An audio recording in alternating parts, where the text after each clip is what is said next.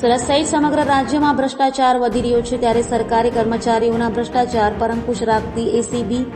નાના અધિકારીઓને સતત ઝડપી લેતી હોય છે। ત્યારે સુરત જિલ્લાના માકડા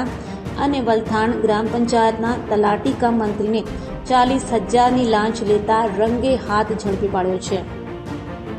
સુરત જિલ્લાના કામરેજ તાલુકાના માકડા વલથાણ ગ્રામ પંચાયતમાં વર્ગ 3ના તલાટી કમ મંત્રી ભરતભાઈ કનુભાઈ વાળા ફરિયાદી પાસેથી ભાડે રાખેલી મિલકતના ગ્રાઉન્ડ ફ્લોરના વેરા બિલમાં ઉલ્લેખ ન થતો હોય જીએસટી નંબર તથા વીજ કનેક્શન મેળવવા વેરા બિલની જરૂરિયાત કરી હતી, જેથી તલાટી મંત્રીએ 40,000 રૂપિયા માંગ્યા હતા। તલાટી મંત્રીએ વલથાણ ગ્રામ પંચાયતની કચેરીમાં 40,000 રૂપિયાની લાંચ લેવાનું નક્કી કર્યું હતું। વેરા બિલમાં ઉલ્લેખ કરવો હોય તો ₹40,000 આપો તો તમારું કામ થઈ જશે તેમ જણાવી મિલકતના વેરા બિલમાં સુધારો કરી આપવાના અવેજ પેટે ₹40,000 લાંચની માંગણી કરી હતી। લાંચની રકમ ફરિયાદી આપવા માંગતા ન હોય એસીબીનો સંપર્ક કરી ફરિયાદ આપી હતી, જે આધારે લાંચના છટકા દરમિયાન ફરિયાદી સાથે હેતુલક્ષી વાતચીત કરી લાંચની રકમ સ્વીકારતા પકડાઈ ગયા હતા।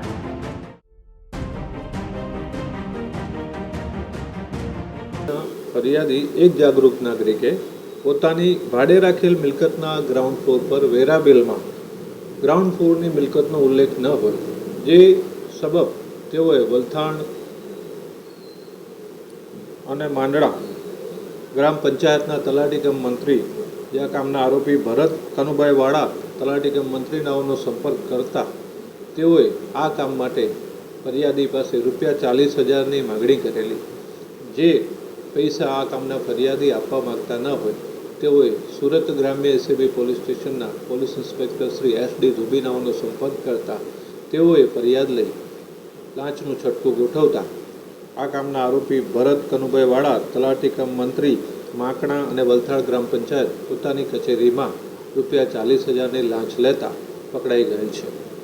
જે ગુનાની તપાસ Navsari ACB police station police inspector નાઓ આગળની તપાસ કરી રહેલ છે।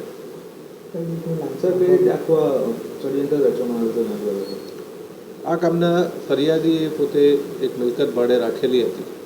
જેમાં ગ્રાઉન્ડ ફ્લોરની મિલકતનો ઉલ્લેખ ન હોય ફરિયાદીએ તલાટી કમ મંત્રીનો સંપર્ક કરેલો અને જે બાબતમાં વેરા બિલમાં ગ્રાઉન્ડ ફ્લોરની મિલકતનો ઉલ્લેખ કરવા માટે તલાટી કમ મંત્રીએ ફરિયાદી પાસે પૈસા માગેલા અને જે પૈસા ફરિયાદી આપવા માગતા ન હતા, જેથી તેઓએ સુરત ગ્રામ્ય એસીબી પોલીસ સ્ટેશનનો સંપર્ક કરેલો અને જે આધારે ગઈકાલે પોલીસ ઇન્સ્પેક્ટર SD ધોબીનાઓએ લાંચના છટકાનું આયોજન કરતા અને આ કામના આરોપીએ ફરિયાદી સાથે હેતુલક્ષી વાતચીત કરી અને પૈસા સ્વીકારેલા